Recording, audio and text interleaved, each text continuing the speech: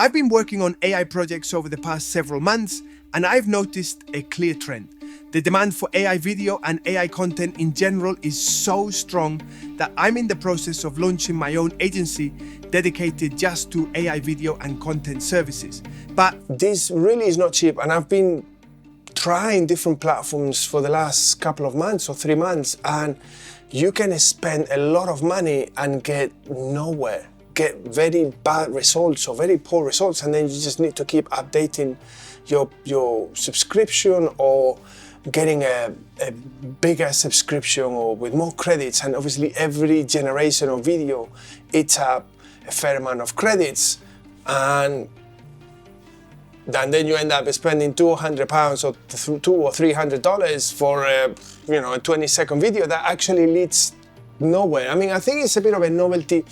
It reminds me a lot of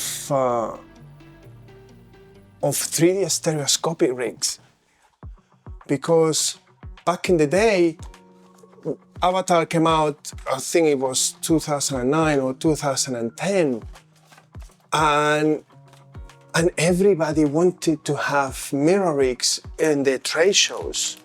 Whatever trade show you go, whatever trade show you went to, whether it was in Europe or in America, or pretty much anywhere in the world, everything was mirror rigs. And you had a number of companies that were coming up with their own mirror rigs. And it was like crazy. It's just that you couldn't go to a single trade show without every single stand had mirror rigs. And that went on for 2010, 2011.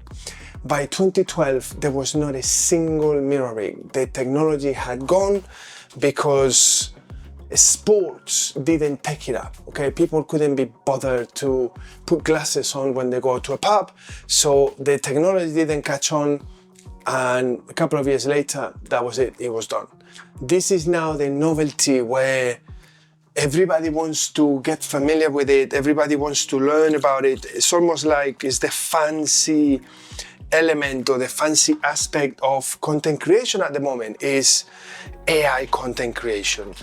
And then everybody's generating all this content, and most of it is absolute garbage, it's pointless content. People just generate content for the sake of generating, just because they want to try these new tools, which they really are good. I'm not suggesting by any stretch of the imagination that this is not good. This is actually really good.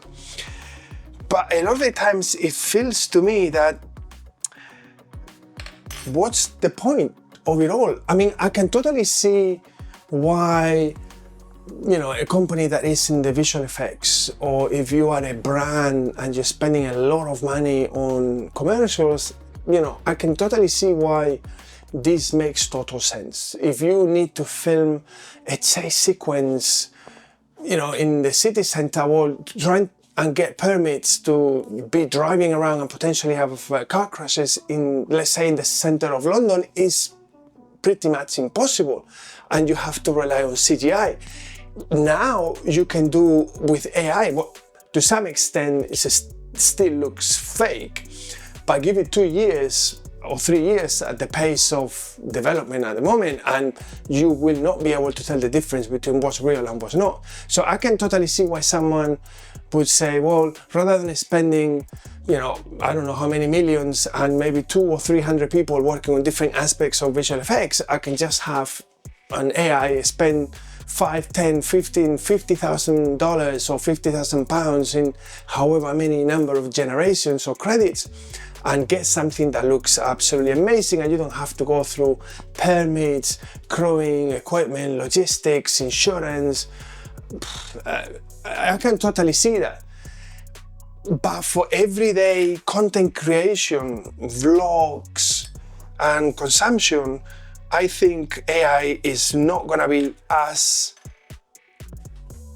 detrimental as people think. There will be an element of AI within the storylines and the plots, but I still think you are going to still need to film live events. For instance, if you film a conference, there is no AI that applies to that, because a conference is happening right there live. If you are filming don't know, an award ceremony. Well, that's happening right there. There is no AI that can do that. If you film weddings, well, weddings need to happen, so you still need to film those weddings.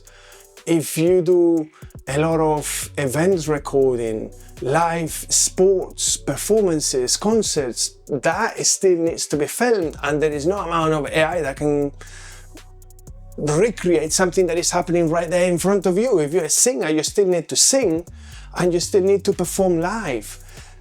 Well, you could potentially get some AI avatar singing or some fancy technology, but you still need to have the event and it still needs to be filmed. So I still think there's gonna be plenty of cameras and gimbals and gadgets and accessories that they still need to be used.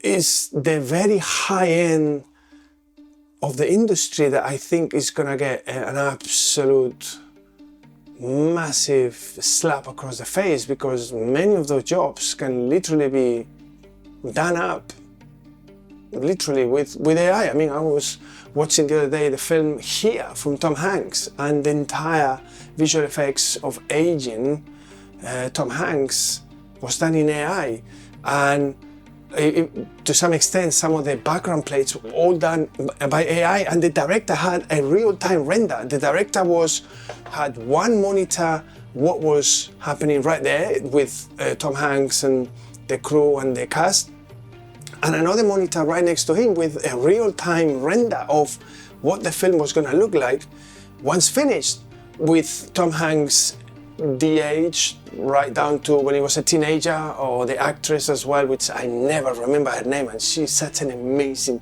actress. But that was happening right there, and I imagine that they had a prompting guy if they wanted Tom Hanks younger or slimmer or anything. You just type up a prompt and boom, everything is there, and it was rendering, and Tom Hanks was moving, and the render was literally happening right there in front of their eyes real time. So a lot of facial animation, and all those jobs are basically gone, or will be gone in a matter of months.